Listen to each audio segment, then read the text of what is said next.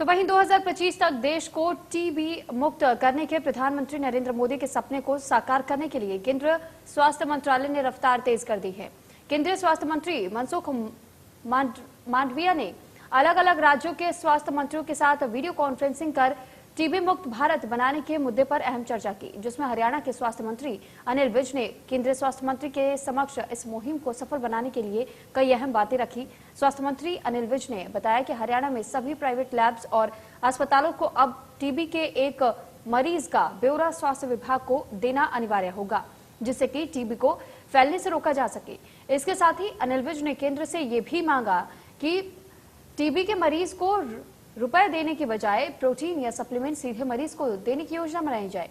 इतना ही नहीं, मरीजों की जियो ट्रैकिंग के लिए ऐप बनाने का सुझाव भी विज ने केंद्रीय स्वास्थ्य मंत्री के सामने रखा। 2025 तक टीबी मुक्त भारत बनाने के लिए विज ने केंद्रीय स्वास्थ्य मंत्री को आश्वस्त किया कि जिस जोश और बहादुरी के साथ हरियाणा कोरोना के खिलाफ लड़ा, उसी बहादुरी के साथ एक एक हेल्थ वर्कर घर घर जाकर के टीबी के खिलाफ लड़ेगा। और इसी कड़ी में स्वास्थ्य मंत्री अनिल विज ने यह भी जानकारी दी कि जरूरत पड़ने पर हरियाणा के सभी आरटीपीसीआर टेस्टिंग लैब्स में अब टीबी की भी जांच होगी।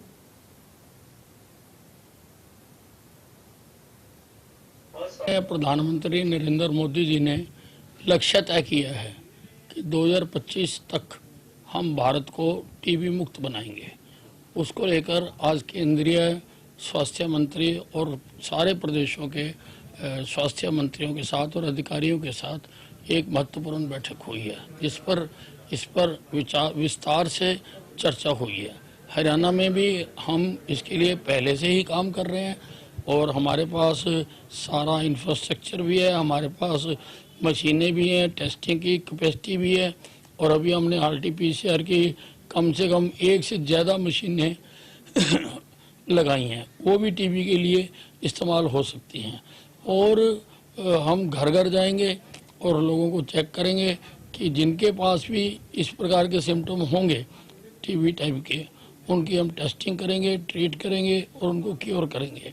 एक मैंने सुझाव दिया है कि कुछ कैश राशि दी जाती है टीबी पेशेंट को आहार के लिए, तो मैंने सुझाव दिया है कि नेशनल लेवल पर ही उस कैश की जगह पर कोई सप्लीमेंट देने की बात होनी चाहिए। कोई प्रोटीन हो या कोई कुछ हो, कोई ऐसा सप्लीमेंट देना चाहिए, क्योंकि वो तो फिर टीबी का मरीज ही खाएगा।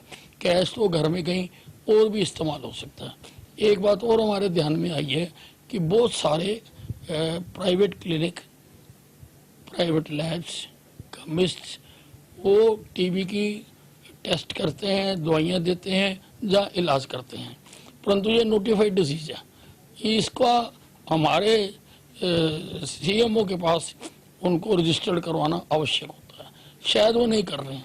मैं एक मुहिम चलाऊंगा सारे प्रदेश में कि ऐसा तो नहीं कर रहे हैं, हम उनको कहें या उनके खिलाफ कार्रवाई करें, क्योंकि हर टीबी का पेशेंट हमारे रिकॉर्ड में होना चाहिए, क्योंकि उसको ठीक होने तक हमने दवाई देनी है।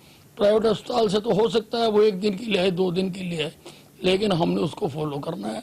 और मैंने ये भी कहा है कि ये ऐप बनानी चाहिए और उसके ऊपर सारे रिकॉर्ड होने चाहिए और जियो लोकेशन होनी चाहिए, ताकि जो हमारा आदमी जाए उसका सबूत हो सके कि हाँ वो टीबी के मरीज तक होके आया और उसको दवाई दे के आया।